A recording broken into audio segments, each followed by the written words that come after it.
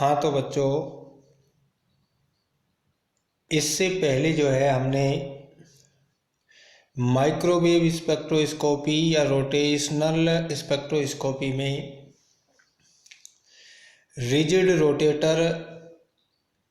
के विभिन्न घूर्णन ऊर्जा स्तर की एनर्जी, उनकी आवर्ती, चयन नियम और स्पेक्ट्रम रेखाओं की तीव्रता के बारे में जो है विस्तार से अध्ययन किया है। आज इस वीडियो में हम नॉन रिजिड रोटेटर जो है उसकी एनर्जी लेवल्स या एनर्जी के बारे में और उसमें किस प्रकार से घूर्णन ऊर्जा स्तरों में संक्रमण होता है उसके बारे में हम बात करेंगे। रिजिड जो रोटेटर है,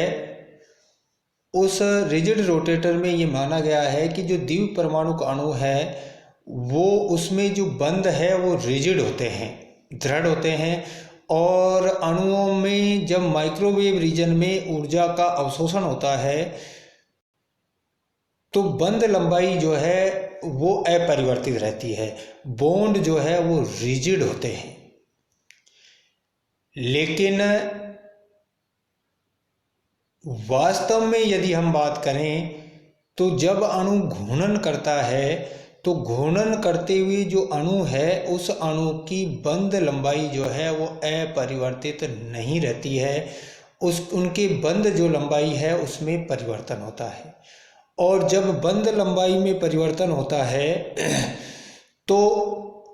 विभिन्न घूर्णन ऊर्जा स्तरों में अवशोषित जो ऊर्जा है या घूर्णन जो ऊर्जा है उसके मान में भी परिवर्तन होता है।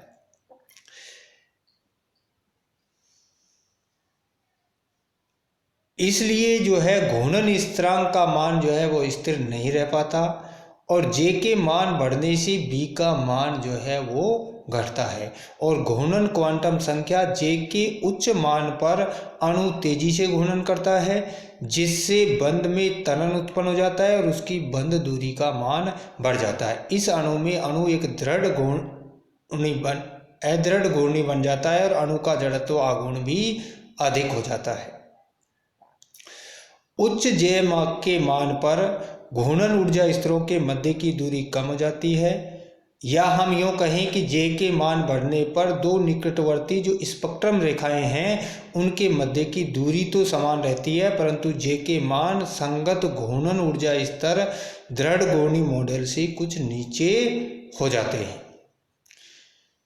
जे के उच्च मान पर अणु तेजी से जो है घूर्णन करता है जिससे बंध में तनन उत्पन्न हो जाता है और उसके परमाणु दूर दूर होने का प्रयास करते हैं जिसके परिणाम स्वरूप बंध दूरी बढ़ जाती है। और इस बात को दृढ़ घूर्णी जो मॉडल है, रिजिड जो रोटेटर है, उसके द्वारा नहीं समझाया जा सकता। अतः हम ये कह सकते हैं कि वास्तव में एक द्वितीय परमाणु अणु का सही मॉडल जो है वो नॉन रिजिड मॉडल होता है। नॉन रिजिड जो मॉडल है वो एक वास्तविक मॉडल है, यानी कि कोई भी अणु जो है दृढ़ या रिजिड रोटेटर नहीं हो सकता, उसमें जो है बॉन्ड लेंथ में परिवर्तन अवश्य होता है। इसलिए जो है हम जो नॉन रिजिड रोटेटर मॉडल है उसके लिए घूर्णन ऊर्जा हम ज्ञात करते हैं। और ये जो घूर्णन ऊर्जा में जो परिवर्तन होता है उच्च जे पर, उसको दूर करने के लिए जो है एक स्थिरांक हम काम में लेते हैं जिसे हम सेंट्रीफ्यूगल डिस्टॉर्शन कांस्टेंट कहते हैं। और जो एनर्जी हमने दृढ़ मॉडल में ली थी कि ई रोटेशन जो है B J into J plus one, लेकिन वास्तव में जो है एनर्जी इस कम हो जाती है। और वो कितनी कम होती है, जिसे हम नॉन रिजिड मॉडल के लिए ऊर्जा कहेंगे और वो होगी E J is equal to B J into J plus one और minus D J square into J plus one square centimetre inverse. यानी कि जो किसी भी एनर्जी लेवल की जो एनर्जी है जो कि रिजिड रोटेटर में थी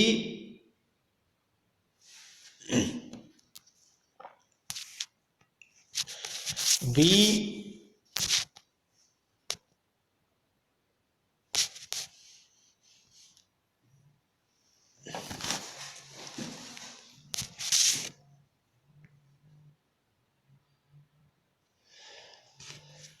इंटू जे प्लस वन, वो उस इतनी न होकर के उससे कुछ कम होती है। कितनी कम होती है? Minus D J square into J plus one का स्क्वायर, इतनी जो है कम होती है। जहाँ डी जो है वो सेंट्रीफ्यूगल डिस्टोर्शन कांस्टेंट है, और डी को जो है हम इसके द्वारा व्यक्त करते हैं, और ये होता है डी बराबर होता है 4b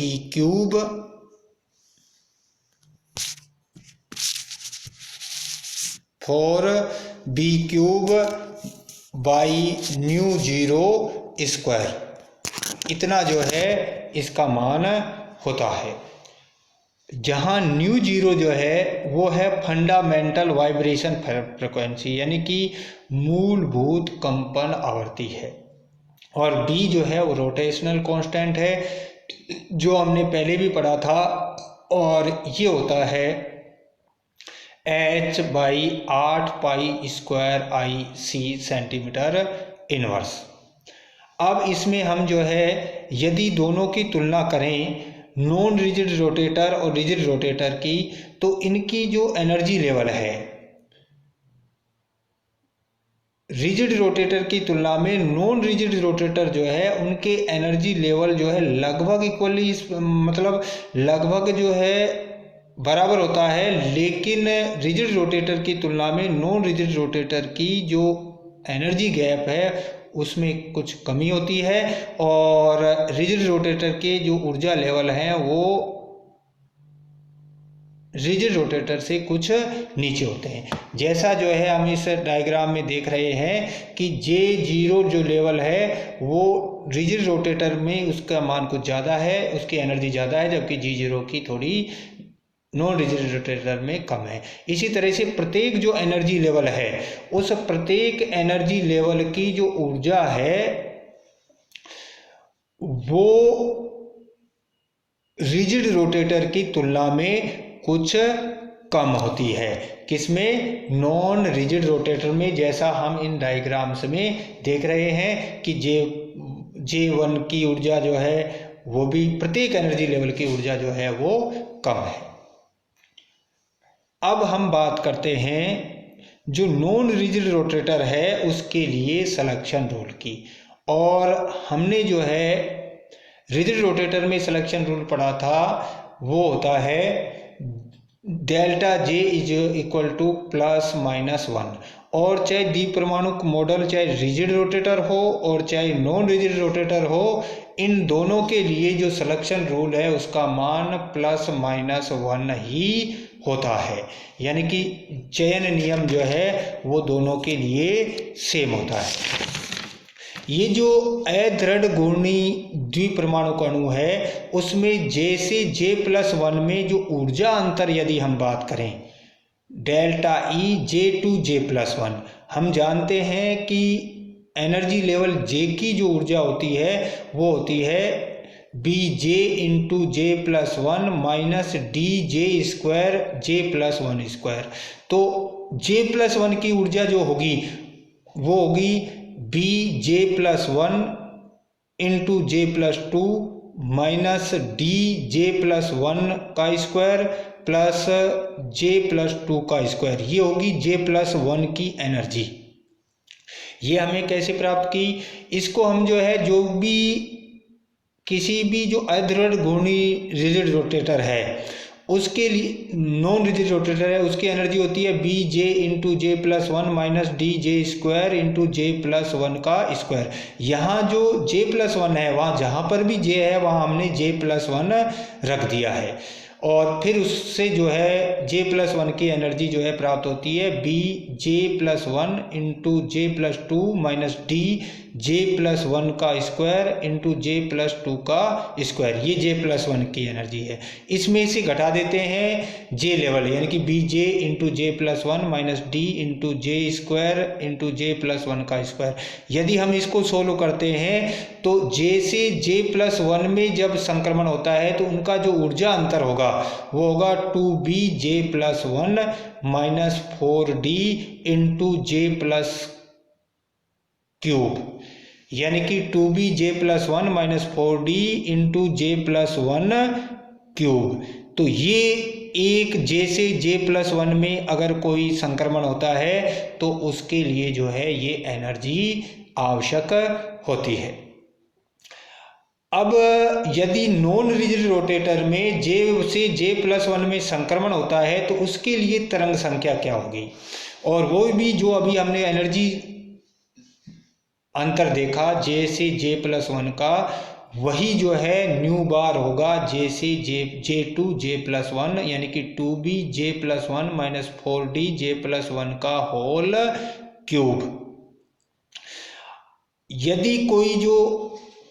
परमाणु जो है जीरो घूर्णन ऊर्जा स्तर से, कोई अणु जीरो घूर्णन ऊर्जा स्तर से प्रथम घूर्णन ऊर्जा स्तर में संक्रमण करेगा, यानी कि न्यू बार 0 to 1 होगा, तो उसके लिए जो तरंग संख्या है इसको यदि हम सोल्व करेंगे तो ये आएगा आपका 2B माइनस का 4D। यहाँ हम J बराबर 0 यदि रखेंगे तो J बराबर 0 रखने पर 2B 0+1 तो 2B हो जाएगा, माइनस 4D J+1 1 हो जाएगा, 1 का क्यूब 1 तो 4D हो जाएगा, यानी कि 2B माइनस 4D। इसी तरह से 1 से 2 में यदि जाएगा, 1 से 2 में जाएगा तो J बराबर 1 हो जाएगा, और 2B 1+1 यानी कि 2B इंटू 2 तो हो जाएगा 4B माइनस 4D, J का मान 1, 1+1 2, 2 का क्यूब हो जाएगा 8, 8 गुणा 4 हो जाएगा 8 चौक 32D, यानी कि 1 से 2 में जाएगा तो 4B माइनस का 32D सेंटीमीटर इनवर्स। इसी तरह से 2 से 3 में जाएगा तो उस स्थिति में 2Bj+1 माइनस 4D J+1 का क्यूब, तो इस समीकरण में J बराबर हम 2 रख देंगे, और 2 रखेंगे तो 2B 2+1 यानी कि 3, 2B इंटू 3 हो जाएगा 6B माइनस 4D 2+1 यानी कि 3 की क्यूब हो जाएगा 27, और 27 को 4 से गुणा करेंगे तो 108D सेंटीमीटर इनवर्स होगा। इसी तरह से न्यू बार 3 to 4 की यदि हम बात करें तो न्यू बार 3 to 4 तीसरे घूर्णन ऊर्जा स्तर से चौथे घूर्णन ऊर्जा स्तर के लिए ऊर्जा होगी 8B माइनस का 256D सेंटीमीटर इनवर्स। तो इतनी जो है एनर्जी तरंग जो अवशोषित करेगी उसकी तरंग संख्या जो है इतनी रहेगी, जो कि रिजिड रोटेटर में 2B 4B 6B 8B थी। अब ये जो है कितनी कम हो गई है, 4D 32D 108D 256D। तो इससे ये स्पष्ट होता है कि स्पेक्ट्रम लाइनें जो है समान दूरी पर नहीं होती, बल्कि उनके बीच की दूरी J के मान बढ़ने पर कम होती जाती है, जो हमने पहले ही भी बात की है। अब ये दूरी कितनी कम होती जाती है, न्यू बार पहली और दूसरी के मध्य यदि हम बात करें कितना कम हो गया, पहला और दूसरी जो एनर्जी लेवल है उनके लिए मध्य जो ऊर्जा अंतर है वो हो जाएगा, पहली रेखा के लिए है 4B, दूसरी के लिए 4B माइनस 32D माइनस पहली के लिए 28 2B माइनस का 4D। अगर इसमें से इसको घटाएंगे तो ये इतनी कम हो जाएगी 2B माइनस का 28D सेंटीमीटर इनवर्स। इसी तरह से न्यू बार जो है दूसरी और तीसरी के मध्य होगा 6B माइनस का 108D माइनस 48 माइनस का 32D सेंटीमीटर इनवर्स, तो ये हो जाएगा 2B माइनस का 76D सेंटीमीटर इनवर्स। इसी तरह से तीसरी और चौथी रेखाओं की यदि हम बात करें तो तीसरी और चौथी रेखाओं में होगा 8B माइनस का 256D, और तीसरी रेखा के लिए होता है 6B माइनस का 108D। इसमें से इसको घटाएंगे तो ये आएगा 2B माइनस का 148D सेंटीमीटर इनवर्स, यानी कि दूसरी, तीसरी और चौथी के मध्य ऊर्जा अंतर होगा 2b माइनस का 148 डी। यानी कि लगातार जैसे जैसे जे का मान बढ़ रहा है, दो क्रमागत ऊर्जा स्तरों के मध्य जो ऊर्जा अंतर है उसका मान कम होता जाता है। ये था नॉन रिजिड रोटेटर। और अब हम बात करते हैं घूर्णन स्पेक्ट्रा का समस्थानिक प्रभाव, यानी कि घूर्णन स्पेक्ट्रम पर जो है वो समस्थानिकों का क्या प्रभाव पड़ता है। अलग अलग जो समस्थानिक हैं, उन अलग अलग समस्थानिकों वाले जो द्विपरमाणु अणु हैं वो भिन्न घूर्णन स्पेक्ट्रा देते हैं, क्योंकि हम जानते हैं कि B is inversely proportional to moment of inertia and inversely proportional to mu, यानी कि द्रव्यमान यदि बढ़ेगा किसी भी समस्थानिक का तो B का मान जो है वो घटता है, तथा ऊर्जा का मान भी, क्योंकि B के प्रोपोर्शनल होता है तो कम होगा। तो हम ये कह सकते हैं कि भारी समस्थानिकों के लिए रेखाओं के बीच की दूरी जो है वो कम होगी।